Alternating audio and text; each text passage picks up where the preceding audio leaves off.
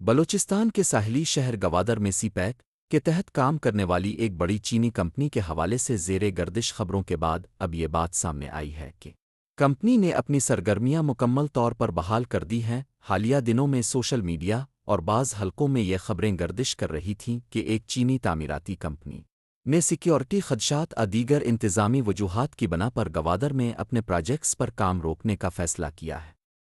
تاہم تازہ ترین اطلاعات کے مطابق کمپنی نے محض 24 گھنٹوں کے اندر اس فیصلے پر نظر ثانی کی اور کام کا دوبارہ آغاز کر دیا ہے۔ تجزیہ کاروں کا کہنا ہے کہ گوادر میں چینی کمپنیوں کا کام جاری رکھنا خطے کی معاشی ترقی کے لیے ناگزیر ہے۔